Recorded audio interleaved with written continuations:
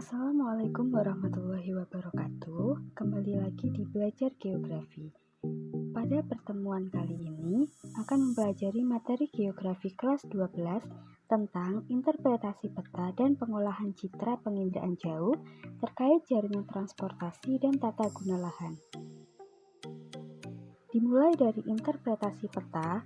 Interpretasi peta adalah kegiatan membaca peta atau menafsirkan atau memahami simbol-simbol yang ada pada peta. Penafsiran tersebut dapat dilakukan pada peta umum dan peta khusus. Peta umum menggambarkan berbagai kenampakan umum permukaan bumi. Pada peta ini, hal-hal yang ditafsirkan lebih bersifat fisik. Peta khusus menggambarkan kenampakan yang bersifat khusus. Misalnya, peta iklim, peta transportasi, peta persebaran barang tambang, dan sebagainya. Kemudian, tentang menginterpretasi peta umum.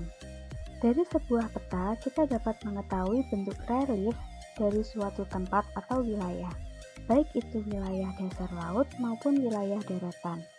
Langkah-langkah apa saja sih untuk menginterpretasi peta umum?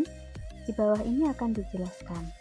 Yang pertama, persiapkan peta umum yang akan diinterpretasi, misalnya peta Pulau Sumatera. Kedua, perhatikan legenda agar dapat mudah memahami makna simbol-simbol yang terdapat pada peta. Ketiga, perhatikan persebaran data yang ada di wilayah pulau yang akan kita interpretasikan. Keempat, perhatikan tahun pembuatan peta untuk mengetahui apakah peta yang kita gunakan masih relevan atau tidak. Selanjutnya, tentang kenampakan peta umum ada dua jenis, yaitu yang pertama, kenampakan di daratan ada dua, yaitu daratan tertutup perairan dan daratan yang tidak tertutup oleh perairan. Daratan tertutup perairan yaitu pertama contohnya adalah samudra. Samudra adalah perairan yang sangat luas di muka bumi. Dalam peta, samudra digambarkan dengan warna biru, dari biru muda hingga biru tua. Semakin tua warna biru menunjukkan bahwa laut tersebut semakin dalam, dan sebaliknya. Misalnya, biru sangat muda kedalaman 0 sampai 200 meter. Biru muda kedalaman 200 hingga 2000 meter. Biru tua kedalaman lebih dari 2000 meter. Kenampakan daratan yang tertutup oleh perairan kedua adalah sungai. Sungai adalah aliran air tawar di permukaan bumi dengan alur yang terbentuk secara alami. Selanjutnya, ada danau. Danau adalah cekungan luas di daratan yang digenangi oleh air. Danau meliputi danau alami dan danau buatan. Dalam peta, danau digambarkan dengan warna biru. Selanjutnya adalah rawa. Rawa adalah dataran rendah yang selalu tergenang air. Entah itu air hujan, air permukaan tanah, dan lain-lain. Dalam peta, simbol rawa adalah beberapa garis putus-putus berwarna biru muda. Kedua, daratan tidak tertutup oleh perairan, yaitu berupa pertama, dataran. Dataran berupa dataran rendah ataupun dataran tinggi, atau plateau. Dataran rendah merupakan Dataran rendah merupakan daerah luas, rendah, dan relatif datar. Kedua, bukit atau perbukitan. Bukit adalah bagian permukaan bumi yang lebih tinggi dari dataran, tetapi lebih rendah dari gunung, sekitar 200 hingga 300 meter di atas permukaan laut. Perbukitan adalah rangkaian bukit-bukit. Ketiga, pegunungan. Pegunungan ini adalah bagian permukaan bumi yang tinggi, jauh lebih tinggi dari dataran sekitarnya. 2. Kenampakan di dasar laut.